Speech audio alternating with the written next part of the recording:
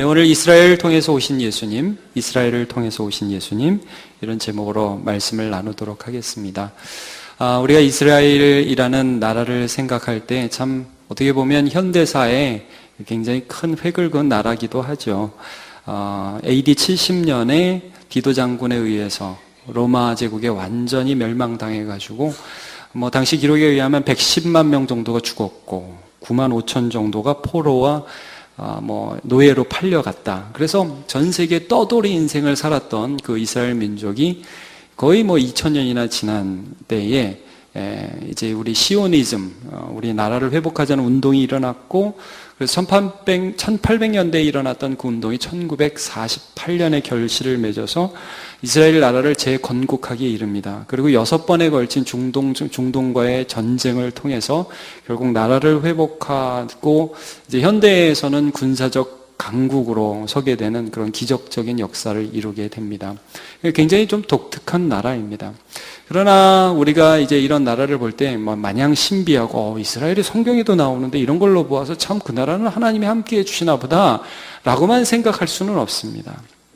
이스라엘은 여전히 선민의식, 또 민족주의로 똘똘 뭉쳐 있는 나라입니다. 그래서 우리는 잘 된다, 우리는 세계 인류다, 이런 생각들을 많이 갖고 있는데, 그러나 그러한 생각들이 결코 바른 생각도 아니고, 또 오늘 우리가 로마서 9장에서 읽은 이 이스라엘에 대한 말씀들을 통해서 바울은 그들이 그렇게 교만하고 배척하여 그리스도에게서 떨어진 것 때문에 너무너무 가슴 아파하고 슬퍼하면서 이스라엘됨의 이유가 어디에 있느냐를 다시 한번 살펴보고 있습니다. 여러분, 이스라엘은 굉장히 신기한 나라입니다만 그 나라의 정체성은 어디에 있느냐 하면 예수 그리스도에게만 있는 것입니다.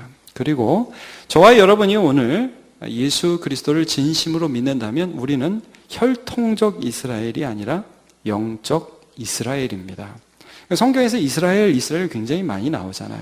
이 말씀을 해주시는 것은 그 나라, 그 민족만을 위한 말씀이 아니라 오늘 예수 그리스도를 소유한 우리에게 해당하는 그런 말씀이라고 할 수 있고요. 아무리 혈통적으로 이스라엘이라 할지라도 예수 그리스도를 진심으로 믿지 않는 민족에게 하나님의 영적 유익이 있을 수 없음을 말씀하고 있습니다. 오늘 본문의 4절과 5절을 한번 보면 그 나라가 어떤 유익을 누렸는지를 말씀하는데요. 4절과 5절을 한번 보죠. 시작.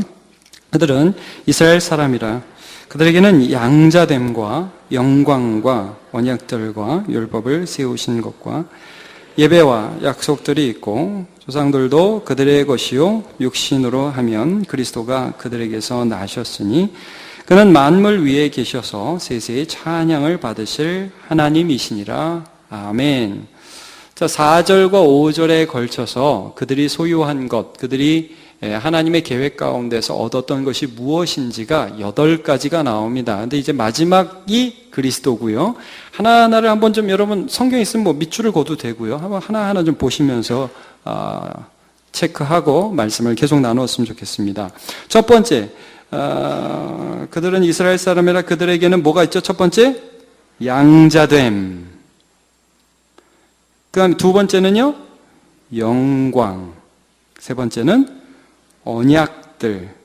네 번째, 율법 혹은 율법을 세우신 것. 다섯 번째, 예배. 자, 여섯 번째, 약속들. 일곱 번째, 조상들입니다. 5절의 조상들. 그 다음에 마지막 8번째, 그리스도. 이 8가지가 나옵니다. 제가 오늘 여러분들과 함께 이 8가지를 살펴보기를 원하는데 시간상 이게 다 볼 수가 없어서 이 중에서 양자됨, 영광, 언약들, 그리고 예배를 중심으로 살펴보고요. 제가 다 나누지 못하는 부분들은 칼럼을 통해서 그 의미들을 좀 나누도록 하겠습니다. 제가 주보에 쓰는 칼럼들을 좀 사용하여서 주보나 인터넷 홈페이지에 좀 게시하도록 하겠습니다. 먼저 여러분, 이스라엘이라는 그 용어 자체를 좀 살펴보아야 합니다. 이스라엘, 많이 들어보셨죠? 지금도 그 나라의 이름이 분명히 존재하고 있는데요. 이스라엘이라는 이름은 어디서 나온 말이냐 하면 야곱 야곱이라는 사람의 두 번째 이름입니다. 계명한 이름입니다. 아브라함에게는 이삭이라는 독자가 있었고 그 독자 이삭에게는 에서와 야곱이라는 쌍둥이 아들이 있었죠. 그런데 이 야곱은 태어날 때에 형의 발 뒤꿈치를 잡고 나옵니다. 그래서 이름이 야곱이라 할 때 그 뜻은 발 뒤꿈치를 잡았다 이런 뜻이고, 또 다른 번역으로는 다른 뜻으로는 속이는 사람이다 이런 뜻이 있습니다. 야곱은 평생 살아가면서 이 이름과 같은 삶을 살아갔습니다. 형을 두 번이나 속였고 그래서 쫓겨나게 되죠. 그러니까 야곱이라는 사람의 이름이 가지는 의미는 내가 하나님의 사랑을 받을 수도 없고 사람들에게 인정받을 수도 없는 그런 사람이다 이런 뜻이 야곱에 있습니다. 야곱이 형을 속이고 우여곡절 끝에 여러 환난과 어려움을 겪고 다시 형을 만나러 이제 가게 되었을 때 야복 강가에서 이제 내일은 형을 만나게 돼 너무 불안하고 떨리는 상황이었는데, 그때 하나님의 사자가 자기를 찾아오죠. 하나님의 사자인지 모르고 씨름하고 싸움하다가 나중에 환도뼈 부러지고 나서 하나님의 사자인 줄 알아서 울면서 이렇게 축복을 간구합니다. 나를 좀 축복해 주세요. 그렇지 않으면 내가 내일 형을 만날 수 없습니다. 축복해 주세요. 축복해 주세요. 그러니까 하나님의 사자가 야곱에게 뭘 물어봅니까? 네 이름이 뭐냐? 이렇게 물어봅니다. 이름이 뭐냐? 야곱입니다. 속이는 자입니다. 저는 누구에게 사랑받고 은혜 받을 수 있는 자가 아닙니다. 그게 제 이름이고 저입니다. 그러자 하나님의 사자가 이렇게 얘기하죠. 너 이름 바꿔. 다시는 너를 야곱이라 부르지 않고 이스라엘이라고 불러라. 거기서 이스라엘이라는 이름이 나옵니다. 그리고 나서 설명을 해주죠. 이는 네가 하나님과 사람들과 겨루어 이겼다. 그래서 이스라엘이라는 이름이 나옵니다. 그러니까 여러분, 야곱이라는 사람이 어떤 사람입니까? 사랑받을 이유도 은혜 받을 이유도 없는 사람인데, 도저히 자격이 없는데 하나님이 막 울면서 해주세요 그러니까 저 주시죠. 그 이겼다라고 말씀해 줘요. 네가 하나님한테 이겼다. 애들이 뗐으면 부모님이 힘으로 못 이기는 것이 아니라 사랑하니까 저 주는 거 있잖아요. 이게 하나님과 그런 관계가 시작됐어요. 그리고 이 야곱이라는 사람은 사람들과의 관계에서도 도저히 에서를 이길 수 없어요. 칼을 차고 400명과 함께 오는데 사람들과의 관계에서 이길 수 없어요. 근데 하나님이 그와 함께 해주셔서 사람과의 관계에서도 은혜를 얻는 사람이 되었다. 너는 이스라엘이다. 여러분, 이스라엘은 누가 이스라엘이냐? 나는 괜찮은 사람이 아닌 게 확실한 사람이에요. 내 본명은 야곱입니다. 그런데 이 야곱이 하나님과의 관계 때문에 하나님의 은혜를 받고 사람들과의 관계에서도 하나님 때문에 이기는 삶을 살아가게 되는 그 사람을 가리켜서 이스라엘이라고 합니다. 여러분, 오늘도 하나님께서 우리 믿음의 사람을 부를 때 뭐라고 부르기를 좋아하시느냐 하면 이스라엘아 이렇게 부르기를 좋아하세요. 그래서 여러분, 이사야 선지서를 보면 이스라엘아, 야곱아 이렇게 많이 부르셔요. 그 이유는 무엇이냐면 우리가 아무것도 아니라는 거예요. 너 아무것도 아닌데 네가 나의 아들이고 내가 너를 사랑하기 때문에 너는 은혜를 받을 수 있다, 이런 말씀이거든요. 자, 우리 한번 이사야 43장 1절 말씀을 읽어보겠습니다. 시작. 야곱아, 너를 창조하신 여호와께서 지금 말씀하시느니라. 이스라엘아, 너를 지으시니가 말씀하시느니라. 너는 두려워하지 말라. 내가 너를 구속하였고 내가 너를 지명하여 불렀나니 너는 내 것이라 말씀해주고 있습니다. 그럼 여러분 한번 물어볼게요. 우리 같은 사람, 전혀 하나님의 사랑을 받을 이유도 없고 또 이 세상에서 하나님의 은혜를 받아 누릴 자격도 없는 사람의 은혜를 받아 누리는 이유는 누구 때문일까요? 물론 그것은 하나님 때문이지만 조금 더 정확히 말하면 예수 그리스도 때문입니다. 야곱도 왜 하나님이 자기를 도와주시는지, 왜 야곱 같은 사람, 형을 두 번이나 속인 사람이 하나님이 함께 하시는지 그 이유를 몰랐을 것입니다. 그러나 그것은 신약으로 가면 갈수록 더욱 분명하게 나타나죠.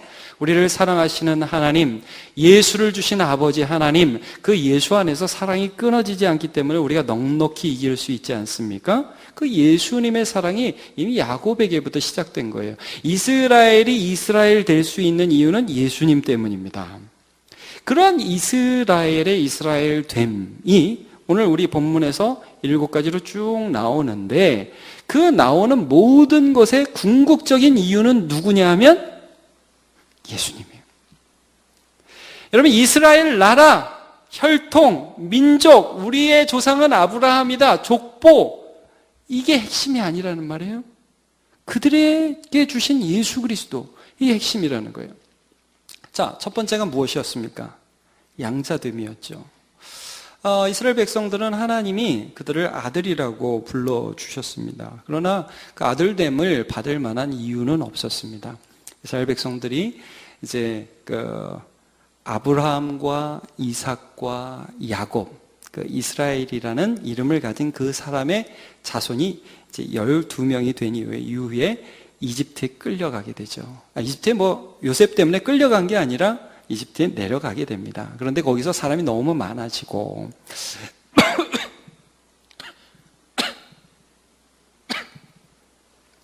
죄송합니다. 사람이 많아지고 그 다음에 이집트의 바로가 사람이 많아지니까 견제하기 시작합니다. 죽이려고 합니다. 근데 하나님께서 모세를 불러내면서 뭐라고 말씀하시냐 하면 이스라엘은 내 아들이다, 이런 말씀을 해주세요. 자, 우리 한번 출애굽기 4장 22절을 보겠습니다. 시작.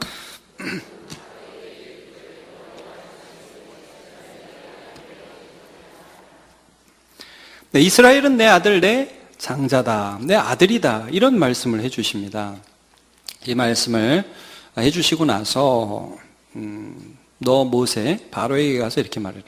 네가 내 아들을, 이스라엘 백성 내 아들인데 그 아들을 나한테 다시 돌려보내주기를 싫어하니까 내가 네 아들을 죽이겠다. 자, 그 다음 구절 한번 보겠습니다. 23절 시작. 내가 내게 이르기를 내 아들을 보내주어 나를 섬기게 하라 하여도 내가 보내주기를 거절하니 내가 내 아들 내 장자를 죽이리라 하라 하시니라. 여러분, 이거 우리가 잘 아는 사건입니다. 출애굽 당시의 10번째 재앙인데요. 하나님께서 애굽의 아들을 다 죽이시죠. 근데 이스라엘 백성들은 뭐라고 말씀하셨어요? 내 아들이라고 그러셨죠. 자, 근데 그 아들 되어서 사는 사람들은 어떤 사람이었냐 하면 그 6월절 밤에 양을 다 잡아서 문 임방과 설주에 이렇게 바른 사람들은 재앙이 넘어가죠. 안 죽죠. 그러고 나서 뭐라고 그래요? 아들이라고 하셨죠. 자, 여러분, 하나님의 아들이 아닌 사람이 어떻게 하나님의 아들이 되었습니까? 누가 죽었습니까? 오늘 제가 질문을 많이 할 텐데 답은 하나니까 여러분 대답하기 쉬워요. 누가 죽었습니까? 예수가 죽었습니다. 그러니까 아들이 안 되는 사람이 아들 된 이유는 예수가 죽었기 때문입니다. 이 어린 양이 죽었는데 그 어린 양의 상징은 예수님이죠. 그래서 세례 요한이 예수님을 보고 한 첫마디가 이거 아닙니까? 요한복음 1장 29절 시작. 이튿날 요한이 예수께서 자기에게 나아오심을 보고 이르되 보라, 세상 죄를 지고 가는 하나님의 어린 양이로다, 이렇게 말씀을 해주고 계십니다. 양자됨의 이유, 예수 그리스도입니다. 제가 지금 이스라엘을 혈통적으로 말씀드리는 게 아니라 영적으로 성경에서 하나님이 어떻게 이스라엘을 부르셨는가를 함께 나누고 있는 것입니다. 자, 이스라엘은 그 두 번째로 영광을 보았습니다. 근데 그 영광을, 굉장한 영광을 보았죠. 하나님께서 율법을 주실 때 시내 산에서 불과 구름 기둥과 화영과 지진으로 임하시는 것을 보았습니다. 모세가 하나님을 뵙고 그 얼굴에 하나님의 영광이 막 반사돼서 빛이 나는 것도 보았고요. 성막이 움직일 때 구름 기둥과 불 기둥을 봤습니다. 이렇게 하나님의 영광을 본 민족이 세상에 없습니다. 성전 봉헌식 때도요, 말할 수 없는 영광이 그 성전에 가득했습니다. 자, 그건 한번 성경 읽어보죠. 열왕기상 8장 11절 시작. 제사장이 그 구름으로 말미암아 능히 서서 섬기지 못하였으니 이는 여호와의 영광이 여호와의 성전에 가득함이었더라 그랬습니다. 영광이 가득했다. 여러분, 이스라엘 사람들이 본 영광의 실체는 무엇이었을까요? 제가 답은 하나라고 그랬습니다. 예수 그리스도. 요한복음 1장 14절을 그냥 제가 말씀을 드릴게요. 말씀이 육신이 되어 우리 가운데 거하심에 우리가 그의 영광을 보니 아버지의 독생자의 영광이요 은혜와 진리가 충만하더라, 이런 말씀이 있습니다. 예수님이 오시고 예수님의 사람을 만나고 사랑하시고 능력을 행하실 때마다 사람들은 하나님의 영광이 저런 거구나 하는 것들을 계속해서 느꼈어요. 그래서 변화상에서 예수님께서 모세와 엘리야를 만나실 때 그의 모습이 변화되지 않습니까? 그것뿐만이 아닙니다. 그가 기적을 일으키실 때 사람들은 우리가 이런 일을 도무지 보지 못했다. 하나님의 영광이 있다. 이렇게 말씀을 하고 있어요. 자, 나인성 과부의 독자를 살리셨을 때의 반응입니다. 누가복음 7장 16절 시작. 모든 사람이 두려워하며 하나님께 영광을 돌려 이르되 큰 선지자가 우리 가운데 일어나셨다 하고 또 하나님께서 자기 백성을 돌아보셨다 하더라. 그렇습니다. 하나님의 영광을 느꼈어요. 또 예수님이 십자가에 달려 돌아가실 때에 여러분 거기 영광이 있었거든요. 왜냐하면 보통 이 죄인이 죽을 때 뭐 발악을 하고 죽고 악한 게 나오잖아요. 근데 예수님 돌아가실 때에는 그 주변에 이 뭐 강도들을 용서하고 사람들이 그렇게 그를 비난하는데 사랑으로 감싸시고 그 다음에 갑자기 뭐 말할 수 없는 칠흑 같은 암흑이 그 땅을 덮치고 예수께서 돌아가실 때 바위가 터지고 죽은 자가 일어나고 그러니까 그 옆에서 사형 집행자의 최고 책임을 맡았던 백부장이 이렇게 고백을 합니다. 우리 같이 누가복음 23장 47절 시작. 백부장이 그 된 일을 보고 하나님께 영광을 돌려 이르되 이 사람은 정령 의인이었도다 하고. 자, 이스라엘의 본 영광의 실체, 하나님이 정말 계시구나 하는 것의 실체는 결국 예수님을 통해서 드러나는 것입니다. 자, 언약을 또 잠깐 보도록 하겠습니다. 자, 성경의 언약, 약속이라고 할 때는 우리가 생각하는 그런 언약하고 조금 다를 수 있습니다. 우리는 언약을 쌍방간의 계약으로 생각을 합니다. 우리 계약할 때 집주인하고 무슨 집 계약할 때, 자, 우리 뭐 몇천만 원 낼 테니까 우리 몇 년 살 수 있도록 계약서 쓰고 도장, 당신은 이거 받고 또 이거 놔주고 주고받고 give and take. 이게 우리가 생각하는 계약 아닙니까? 근데 이제 이런 계약 말고 언약이라고 할 때 성경에서 말씀하시는 것은 이런 겁니다. 일방적 약속이 있죠. 애들하고 아빠하고 약속할 때, 야, 우리 여름에 아빠가 약속 하나 할게. 너 반드시 이번 여름에 아빠가 너네하고 수영장 간다. 이 별로 안 통하는 약속일까요? 요즘에는 자, 수영장 간다. 아빠 좋아요. 일방적으로 약속해 주는 거죠. 뭐 이렇게 요구하는 게 아니라 하나님이 이스라엘 백성에게 언약을 해주셨어요. 일방적으로 약속을 해주셨어요. 그 약속은 참 일관적인 약속이에요. 여러분, 이것도 물어보겠습니다. 무슨 약속을 해주셨을까요? 뭘 주겠다고 약속해 주셨을까요? 답은 하나라고 그랬습니다, 제가. 누굴 주겠다고 약속하셨어요? 예수를 주겠다고 약속을 해주셨다는 거예요. 창세기 3장 15절에 보면 아담과 하와 범죄하였습니다. 그 다음에 뱀에게 막 뭐라고 하시죠? 너 배로 기어다닐 거고 뭐 흙을 먹을 거고 막 이렇게 하면서 슬쩍 약속을 하나 해주십니다. 창세기 3장 15절 한번 같이 볼게요. 시작. 내가 너와 여자의 원수가 되게 하고 내 후손도 여자의 후손과 원수가 되게 하리니 여자의 후손은 내 머리를 상하게 할 것이요 너는 그의 발꿈치를 상하게 할 것이니라 하시고. 자, 이게 누가 나옵니까? 여자의 후손이 나오죠. 누굴까요? 예수 그리스도. 답은 하나입니다. 자, 예수님이 나중에 오셔서 지금 뱀에게 속아서 너희가 이렇게 되었는데 뱀의 머리를 밟게 하겠다. 예수님을 약속해 주고 계시죠. 자, 이러한 약속들은 계속됩니다. 이후에도 여러분 노아에게 이렇게 약속을 해 주십니다. 물로 세상을 심판하시고 너무 가슴 아파하시고 나서 무지개를 쫙 보여주면서 다시는 물로 심판하지 않겠다 말씀해 주시죠. 약속해 주시죠. 물론 이것은 무지개 약속이기도 하지만 여러분, 우리가 심판을 받아야 마땅한 자인데 심판받지 않을 수 있는 이유는 누구 때문에? 예수님 때문에. 말씀해 주고 계시는 것입니다. 그 다음에 하나님이 아브라함에게 약속을 또 해 주십니다. 아브라함은 창세기 12장에 보시면 이렇게 부르시죠. 야, 너 친척 아비 집을 떠나서 내가 너에게 가라 할 그 땅으로 가라. 내가 너에게 복을 주겠다. 너를 축복하는 자에게 내가 복을 주고 너를 저주하는 자에게 내가 저주하리라. 땅의 모든 끝이 너를 통해 복을 얻으리라. 말씀을 해 주시고 나서 조금 더 가서 17장에 가면 이런 약속을 해 주십니다. 17장 7절 시작. 네, 언약을 사이에 세워서 영원한 언약을 삼고 너와 내 후손의 하나님이 되리라.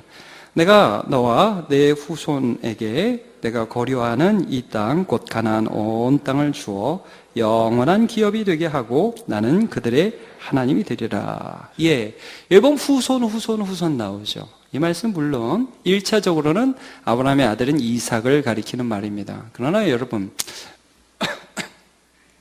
성경을 보면 이게 우리나라 말하고 조금 다른 게 있어요. 이 서양 쪽 그 문화를 가진 쪽에서는 이 언어가 단수와 복수가 굉장히 분명합니다. 우리는 그냥 뭐 후손이나 후손들이나 그게 그거잖아요. 근데 원어상에서는 후손과 후손들이 굉장히 다른 거예요. 미국 말도 이렇게 영어도 그 이제 복수 단수 굉장히 따지지 않습니까?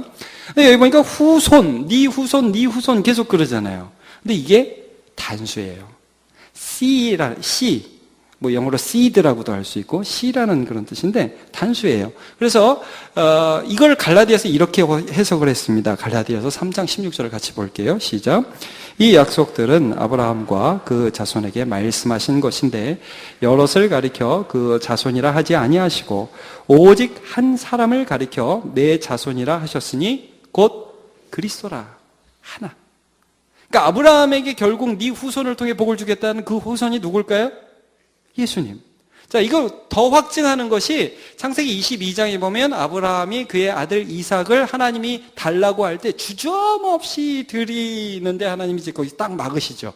그러면서 하나님이 이런 약속을 또 해주십니다. 창세기 22장 16절 같이 볼게요. 시작. 이르시되 여호와께서 이르시기를 내가 나를 가리켜 맹세하노니 내가 이같이 행하여 내 아들 내 독자도 아끼지 아니하였은즉 내가 내게 큰 복을 주고 내 씨가 크게 번성하며 하늘의 별과 같고 바다의 모래와 같게 하리니 내 씨가 그 대적의 성문을 차지하리라. 여러분 1차적으로는 분명히 이삭입니다. 그러나 이 단수는 영원 가운데에서 역사를 베푸실 하나님의 아들 예수 그리스도를 의미하는 것입니다. 마지막으로 여러분과 함께 볼 그 언약의 대상자는 다윗입니다. 제가 다윗과 다니엘을 잠깐 같이 볼 텐데요. 여러분 하나님께서 이 다윗이라는 이스라엘의 두 번째 왕에게 복 주시고 그래서 다윗이 나중에 성전 건축할 마음이 들어서 하나님 제가 성전 건축하고 싶습니다. 그렇게 하니까 하나님께서 다윗에게 나타나셔요. 야, 네 아들이 건축할 거다. 그럼 네 마음이 좋다. 내가 너한테 약속을 하나 해줄게 하면서 네 아들에게 그 은혜를 베풀겠다 하면서 이런 말씀을 맨 마지막에 해주세요. 사무엘하 7장 16절을 볼게요. 시작. 내 집과 내 나라가 내 앞에서 영원히 보존되고 내 왕위가 영원히 견고하리라 하셨다 하라. 자, 다윗에게 하신 말씀입니다. 제가 한번 여쭤보겠습니다. 다윗의 아들이 누구죠? 요거는 좀 답이 다르네요. 다윗의 아들이 누구죠? 솔로몬입니다. 자, 솔로몬의 왕위가 영원히 견고했습니까? 아닙니다. 그가 죽자마자 그의 아들 르호보암과 북이스라엘의 여로보암이라는 사람이 싸우고 북이스라엘과 남유다로 나누게 됩니다. 왕위가 영원하지 않습니다. 그러면 네 왕위가 영원하리라 하신 이 말씀은 누구를 가리키는 것이겠습니까? 예수 그리스도. 영원하지 아니한 나라.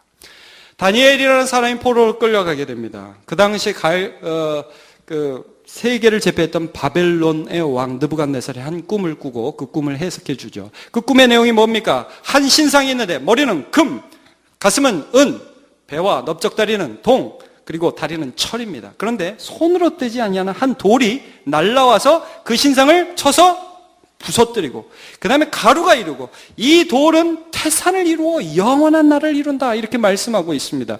여러분 모든 세상의 나라들이 다 쪼개지고 부서지고 없어지는데 영원히 변치 않을 영원한 나라의 주인된 이 뜨인 돌은 누굴까요? 예수 그리스도. 여러분 지금 제가 이스라엘을 통해서 하나님 무엇을 하셨는지를 나누고 있습니다. 하나님께서 처음부터 그들에게 말씀하시는 것은 혈통에 대한 자랑이 아니라 그들을 통해 오실 하나님의 메시아 예수 그리스도를 말씀하신 것입니다. 여러분 오늘 우리가 뭘 자랑했어요? 예수밖에 자랑할 게 없습니다. 그래서 누가복음 1장 31절에 보면 예수님이 오신 후에 그가 다윗의 자손임을 그렇게 강조하는 것입니다. 같이 보겠습니다. 시작.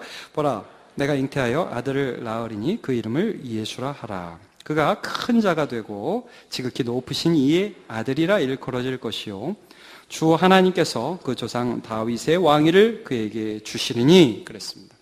제가 예배 부분만 마지막으로 간단하게 살펴보겠습니다.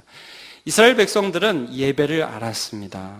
여러분, 세상 어느 민족도 예배를 바로 한 민족은 없습니다. 왜냐하면 알려주는 사람이 없으니까. 그래서 자기 마음대로 예배 드리잖아요. 세상의 예배를 보세요.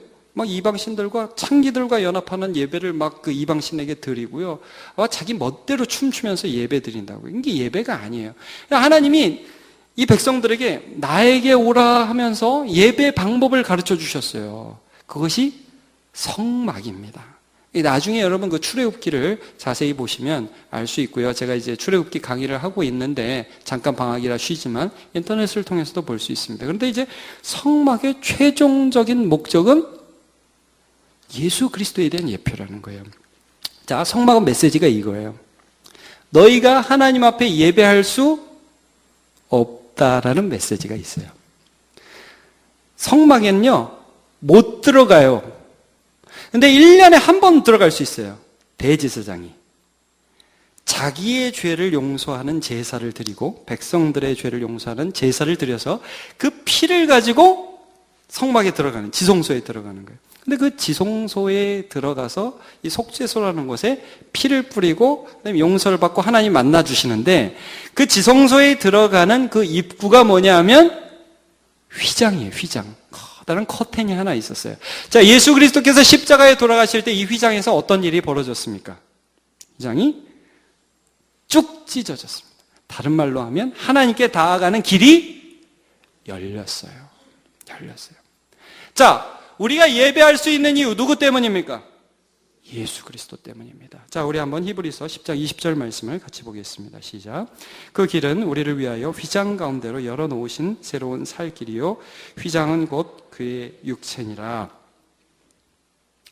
제가 나머지 부분들은 오늘 다 하지 않겠습니다. 그러나 여러분, 무엇이 이스라엘이냐, 이 부분을 우리가 좀 나누고 싶습니다. 나 이스라엘이다. 우리 하나님 하나님이다. 난 망하지 않는다. 망합니다. 요즘 뉴스 보니까 지금 이스라엘의 가자 지구에 폭탄을 터뜨리고 그래서 100명이 넘게 죽고 그러는데, 글쎄요, 그게 잘하는 것일까요? 하나님 백성이니까 그렇게 해도 되는 것인가요? 여러분, 이스라엘은 뭐가 이스라엘입니까? 예수 그리스도를 나의 구주로 삼는 사람이 바로 이스라엘입니다. 오늘 5절 마지막을 한번 같이 읽어보도록 하겠습니다. 시작. 그리스도가 그에게서 나셨으니 만물 위에 계셔서 세세의 찬양을 받으실 하나님이시니라. 아멘. 예, 그리스도는 하나님이시다. 이게 오늘 로마서의 9장의 5절까지의 일단락의 결론입니다. 그리스도가 하나님이라는 거예요. 예수가 하나님이시라는 거예요. 그리스도 예수님은 이스라엘의 하나님이시다. 이 결론입니다.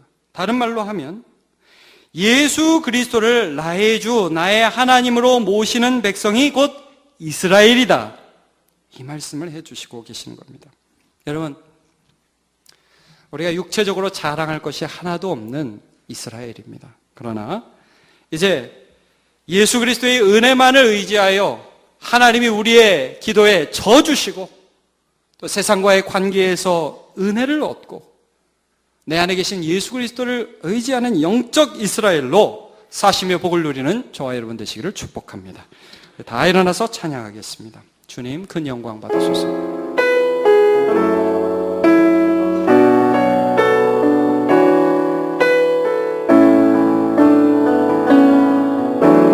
주님 큰 영광 받으소서. 홀로 찬양 받으소서. 모든 이름 위에 뛰어난 그 이름 온 땅과 하늘이 다 찬양해. 겸손하게 우리 무릎 꿇고 주 이름 앞에 영광 돌리세.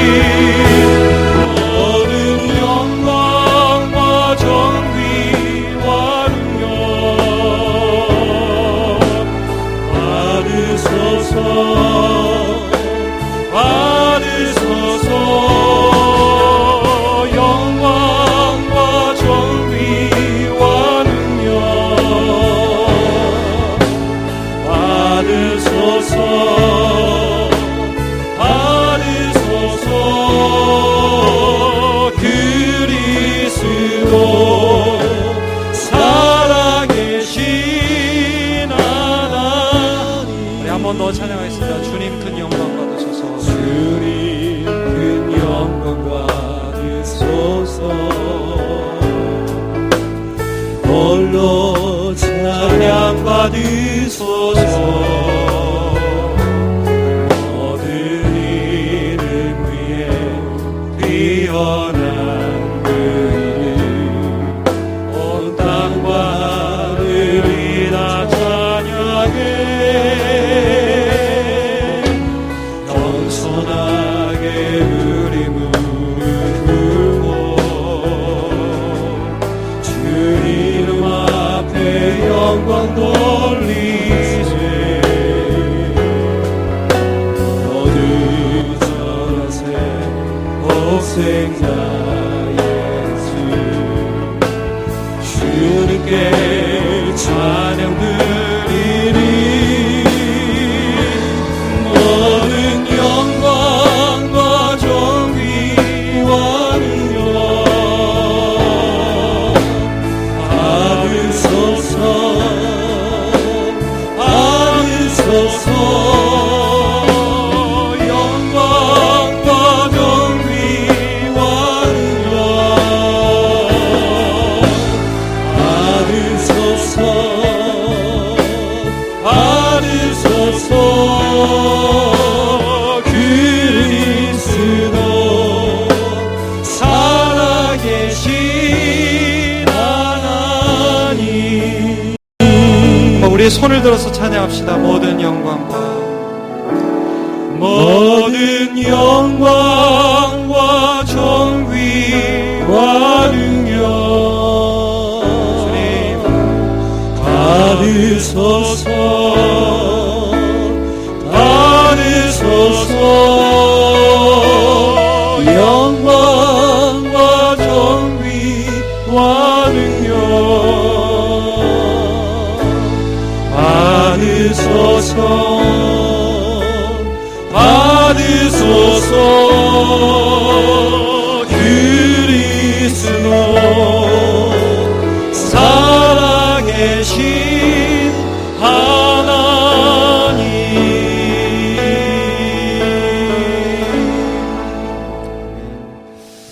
하나님 아버지, 이스라엘 가운데 그를 부르실 때부터 처음부터 그들의 이유가 되어주셨고 그들의 약속의 본체가 되어주셨고 그들의 예배의 근거가 되어주시고 그들의 영광의 실체가 되어주셨던 예수 그리스도를 내 마음에 모시게 하여 주시니 감사합니다. 하나님, 세상의 모든 것들을 다 알아도 예수를 모르면 아무것도 모르는 것이요, 그리고 예수를 안다면 세상의 모든 것들을 모른다 할지라도 이제 진짜로 알게 되는 것을 믿습니다. 우리의 10년 가운데 지난 한 주간 무엇을 알며 살아왔습니까? 세상의 답답함과 나의 연약함과 수많은 애서들과 나의 과거들에 얽매여 살아왔을지라도 오늘 우리가 하나님의 말씀 앞에서 이스라엘의 근거가 되어주신 예수 그리스도를 만나고 예수 그리스도를 소유함으로 하나님과 사람에게 은혜를 받고 은혜를 베풀어주는 주의 백성으로 다시 거듭나게 하여 주시옵소서. 그렇게 하실 하나님을 찬양하며 예수님의 이름으로 기도하옵나이다. 아멘.